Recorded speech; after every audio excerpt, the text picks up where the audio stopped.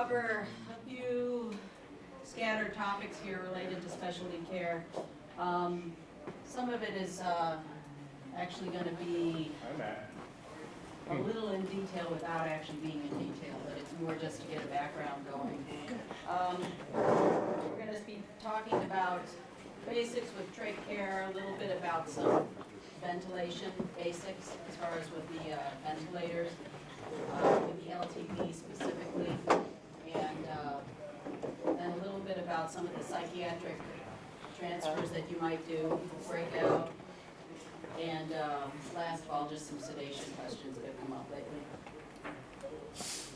So first of all, we're going to be talking about tracheostomies. Now there's a little bit of anxiety. We've had some more issues with transferring patients from some of the skilled nursing facilities with trachs, vents, etc. And people are being thrown into situations that they're a little bit uncomfortable with. The trach always is being a source of anxiety, as well as occasionally patients are being transferred with the LTVs. We're trying to get mostly our critical care trained people to be able to transfer them, but occasionally ends up with whatever's available. So I'm just going to go through some ventilation basics, and specific with the LTV that has a few more settings than our very basic transfer vents. First of all, a little bit of a discussion about tracheostomy tubes. Plugging is going to be probably your biggest issue. How many of you have ever had to suction a trach? It's almost everybody here. Yes. How many of you have instilled saline into there to do it? Yeah, well, we're not supposed to do that anymore. Actually, they're not even supposed to do that as respiratory therapists. You'll still see people do that. The current thought is that you end up inserting the suction catheter, and then you can go ahead and rinse the suction catheter and saline separately if you need to.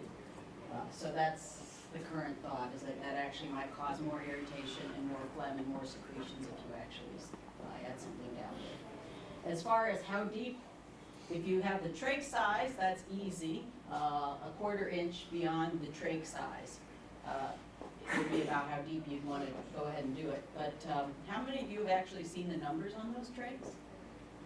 I don't know, usually by the time they get to us, the numbers have all rubbed off and you don't see them anymore. So the other estimate there is if you can take the flange size and double it, that's going to be about how deep you want to go. So that's just quick and easy. That's not 100%. That's a good estimate. How deep you can end up going into the suction catheter. Does everybody know what I'm talking about? The flange, thing on the side that attaches it. All right, indications for suctioning. Secretions are obviously going to be a reason that you do that. If there is a suspected aspiration of something that might be noxious, so for example, gastric contents, if they vomited, it's like they could have aspirated.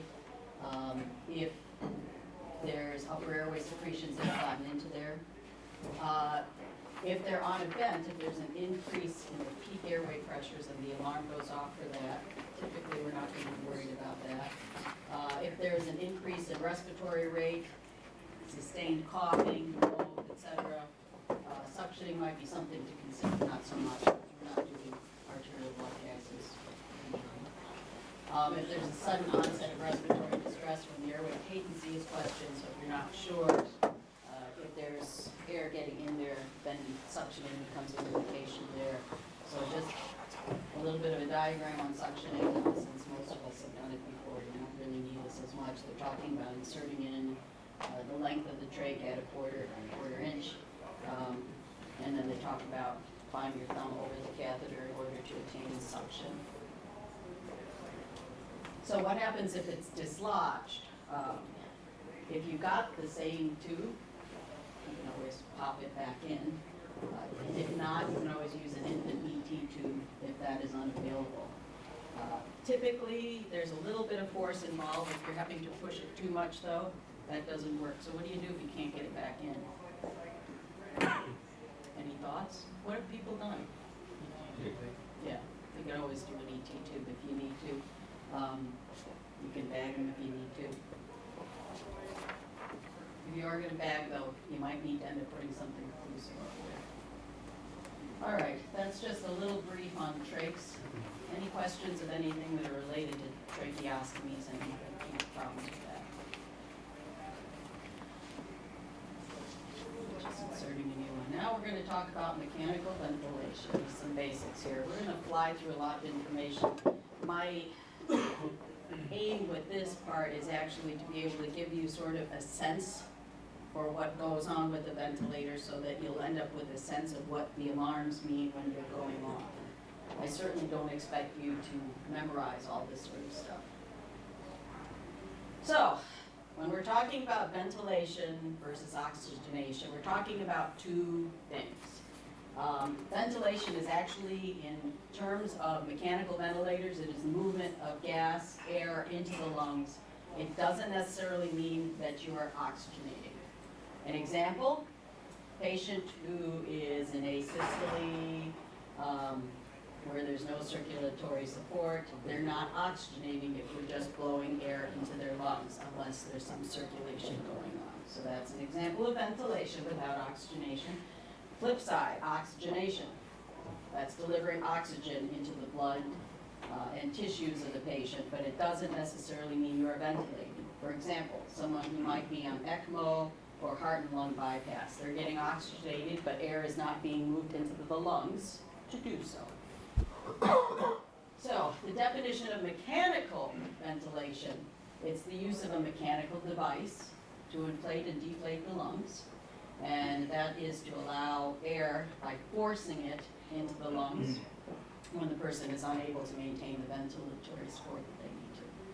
Oh, boy, it's hard to say ventilatory. You'll just have to excuse me stumbling over those things. So as far as the devices, bag valve mask, that's mechanical ventilation, just something like that, nice and plain and simple. Emergency vents, transport vents, all flavors of it that we have. Home care vents, critical care vents. The critical care vents are the ones that have oscillators and a lot of the special sort of things that they do. Has anybody seen the oscillators before? Yeah, they're pretty wild. So what those do is they have, they basically split open the lung, and they basically have several hundred puffs going on per minute, trying to keep that air into there, and basically it's puffing a splinted open alveoli. So it's pretty interesting. All right, you'll hear two different modes that vents are set to. One of them is pressure controlled, and the other is volume controlled. So basically, the pressure controlled means is that I'm going to be on the dials controlling pressure, and that's how I'm going to determine how much air gets into that patient. So by controlling the pressure, say I want a pressure of maybe 20 will be the pressure I want in there all the time.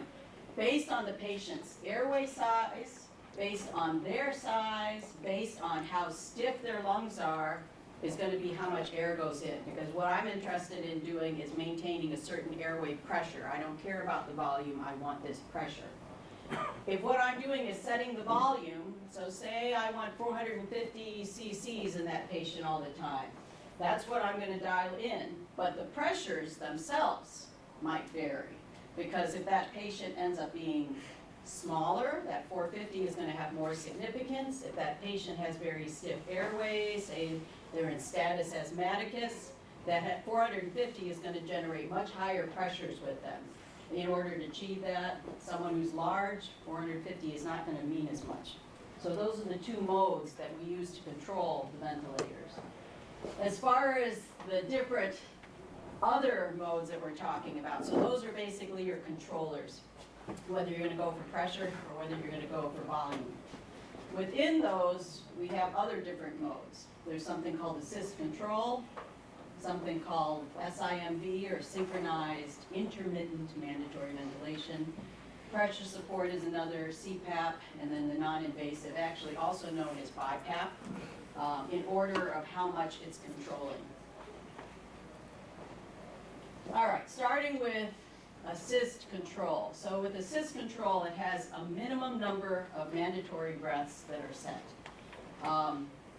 They end up giving either an entire tidal volume or an entire pressure per breath that is set with that. Now, the patient can breathe faster than that set rate, but it's not going to support those. So say if I have an AC set of 12, I'm going to have it set so that probably 12 into 60, every 5 seconds, if that patient doesn't take their own breath, it's going to give them a breath. But if the patient does take a breath in the meantime, it's going to say, okay, I don't need to. So it wants to see 12 breaths per minute on that patient, and that's what I'm setting with that. It will end up trying to, with each breath, if the patient's unable to take a big enough effort that they get a breath in, it'll throw in the whole tidal volume or throw in the whole amount that it needs to generate that pressure per breath. So that parameter is something that can either be set with pressure or with volume. But what I am setting is what the rate that I want to see that patient at minimum. So for example, if I have it set to a rate of 8, the patient will get at least 8 breaths.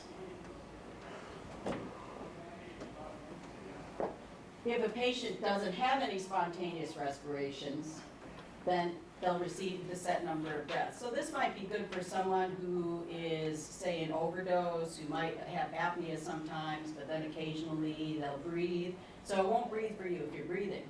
But if you sort of forget to breathe, it'll kick in, based on whatever parameters I have set for pressure. If the patient does try to take a breath, it'll receive that whole, once again, as I told you before, volume or pressure.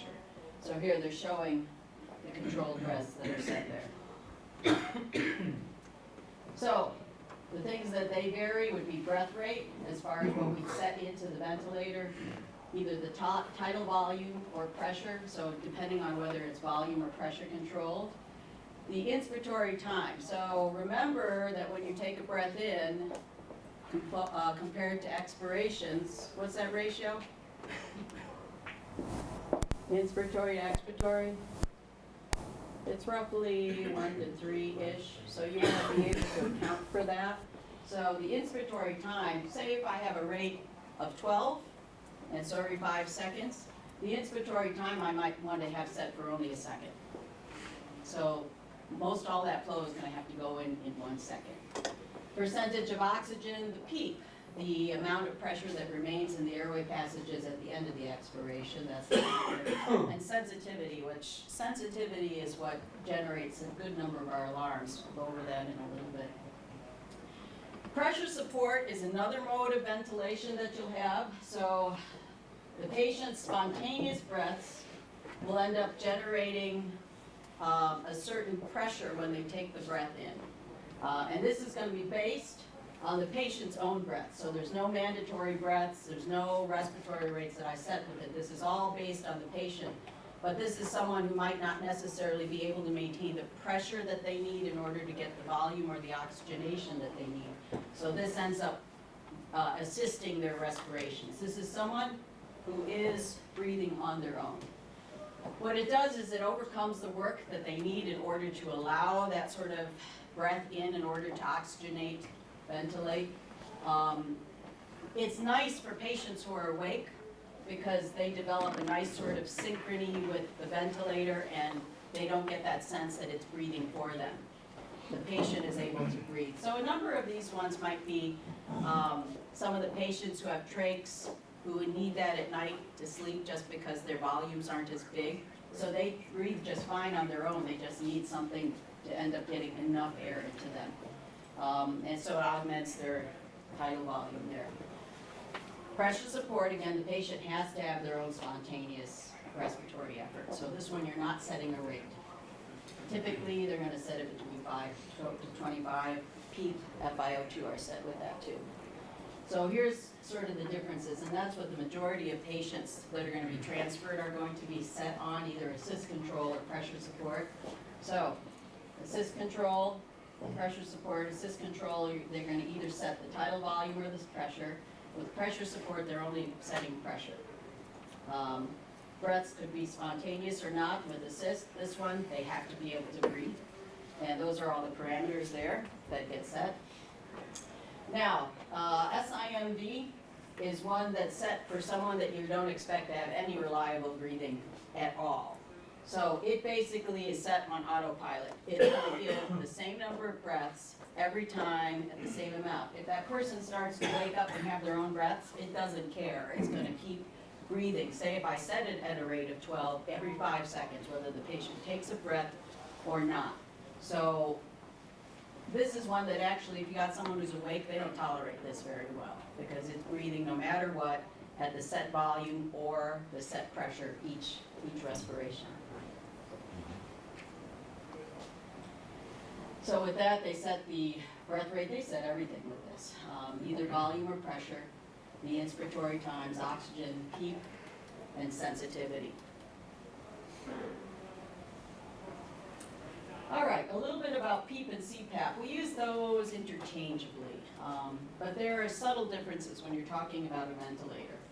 PEEP, obviously positive end expiratory pressure, CPAP, continuous positive airway pressure. So with the PEEP, the way that the ventilator has that set is that it ends up putting its little burst of air toward the end of their expiratory cycle, and in doing that, it ends up decreasing actually the amount of pressure that might be in the airway passage, and it actually ends up in the alveoli, splinting them open. With CPAP, that whole pressure actually goes from the opening up here all the way down through the airway passages. So it's not tolerated as well in someone who's awake because they have that sense of high pressure in their airway passages the whole time. Plus I'm driving 60 miles per hour and breathing that in. That's the CPAP thing.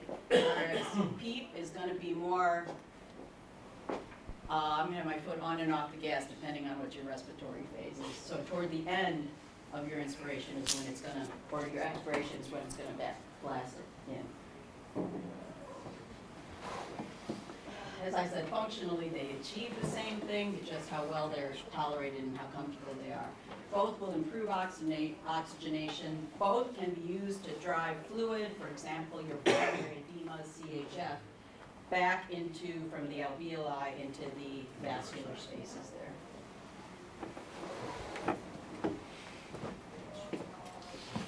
Just a little bit of a review with CPAP. So it's actually not a ventilatory mode, even though you can get ventilators to do it. It doesn't really move gas in and out. It actually acts to splint more so almost to help that way. So it's pressure that's always in that airway passage and it's splinting it open. We know what CPAP's used for. We use that in our sort of situations, and once again, it's really an airway splint. All right, the concept of sensitivity. Sensitivity is something typically that the respiratory therapist will set up. Sensitivity is actually what they set it on to determine whether the person is breathing or not, or what the pressures are that they're breathing in or not. There are several modes. The LTVs use flow sensitivity, and I'll just go a little bit about how this works. So you have the person's lung here, so we'll say that's the ET tube or the trach tube that's going in. And there's a little side circuit of air that's going in through here. So that's called the bias flow.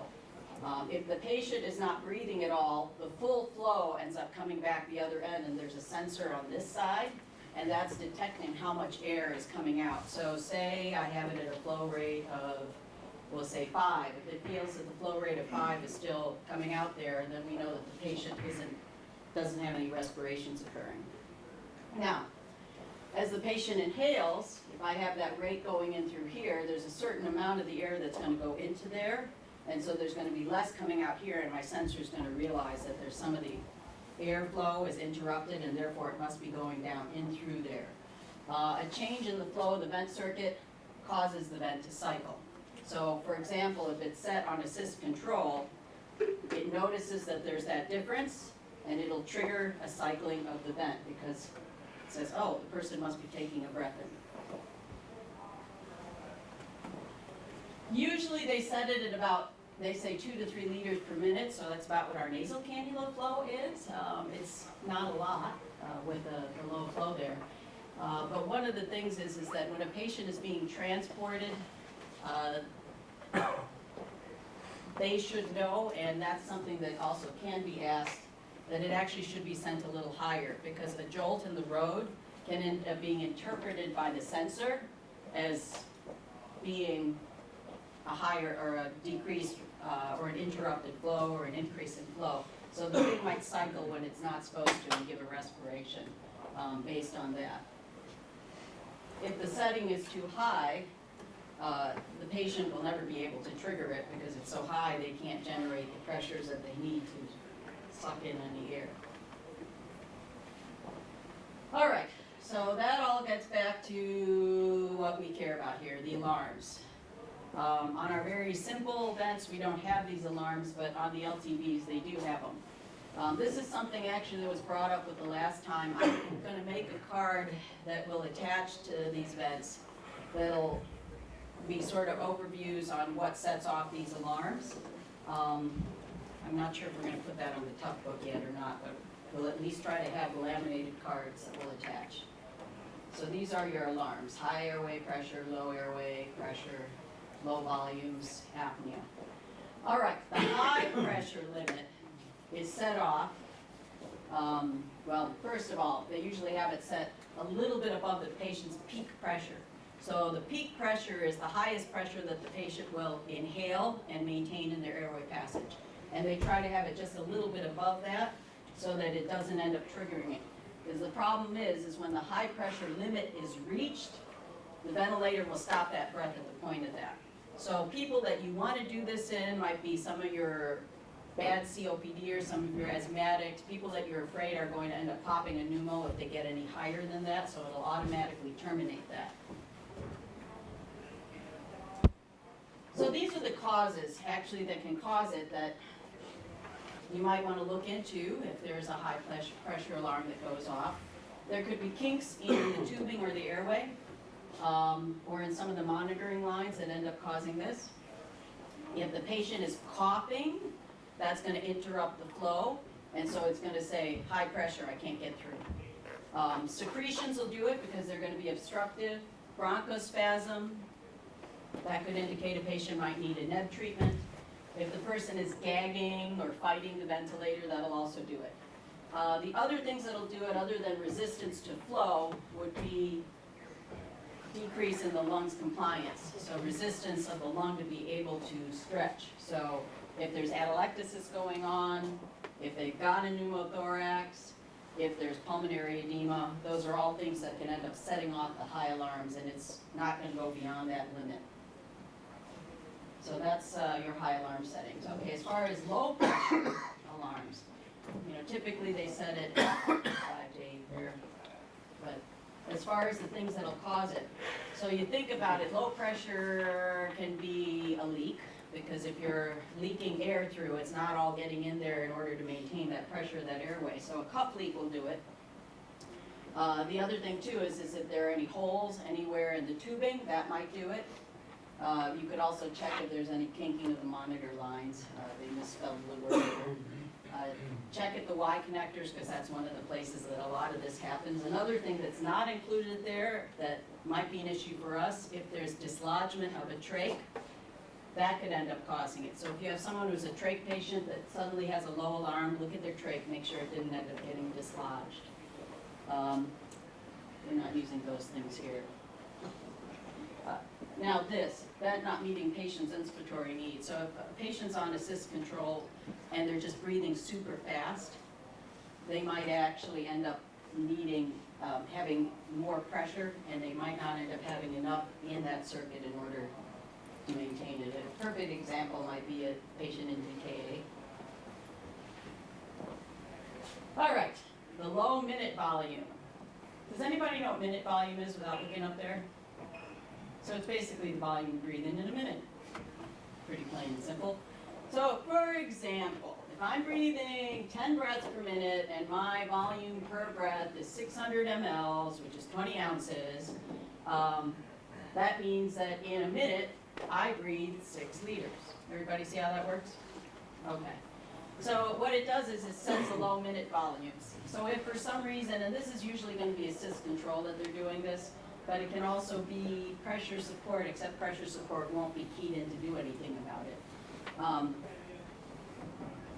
They might have it set at 3 liters, under a patient's minute volume for, in many situations, it won't let you do less than 5 liters per minute. But what this allows is enough alveolar ventilation to be maintained with that patient if they don't maintain the minute volume that it's set that it wants. So for example, I have a patient who's acidotic and I want a certain minute volume because I want to continue to be breathing off that extra acidosis there by having more ventilation and driving off more CO2. So I'm going to want them to maintain a certain minute volume for that. Apnea. It is activated when there is no exhalation. Once again, this is a sensitivity specific thing. So say, for example, if the person doesn't take a breath in 20 seconds, the apnea alarm goes off. Say that's appropriate. Tidal volume and pressure control would be set for that patient because the patient might actually be taking breaths, but if, well, actually, tidal volume and pressure control should be set appropriately for them so that if they end up, when it ends up delivering the breaths, it ends up delivering enough for the apnea ventilation in order for it to maintain its sensitivity. So, these are the things that you might want to consider before we're actually transferring the patient. If the patient is in assist control, hopefully they have all these parameters set, breathing rate, minute volume, peak pressures.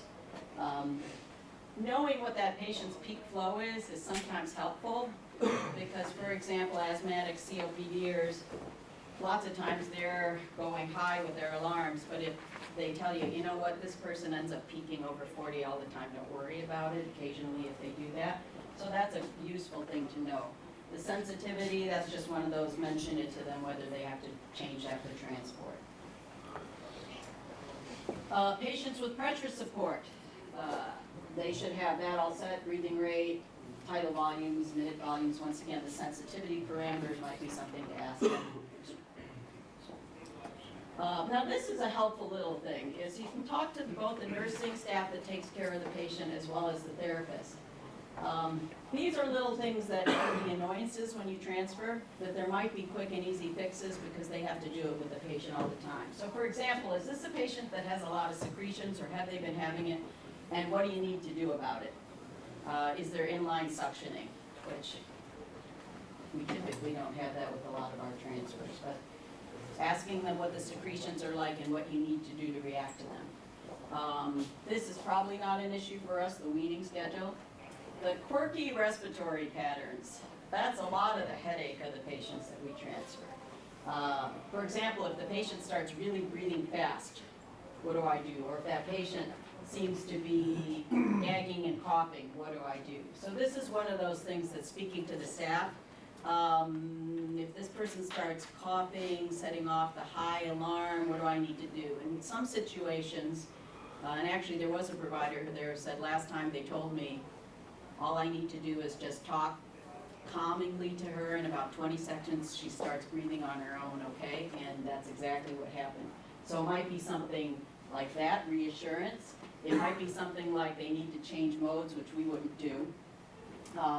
It might be, okay, if they end up doing this, hit them with some Versed. So that would be one you can call med control ahead of time for saying, is this something that we can do with this patient? But that's would at least give you a warning that that sort of thing could happen with that patient. They'll be setting the alarms for you, and there are some parameters there, but mostly what we're going to be looking at is alarms. Are there any questions with this? I know that we went through a lot, but hopefully that gives you a little bit of a feel for why the alarms go off when they do. And like I said, I'll be coming up with those little cards that tell you the different alarms and what they represent.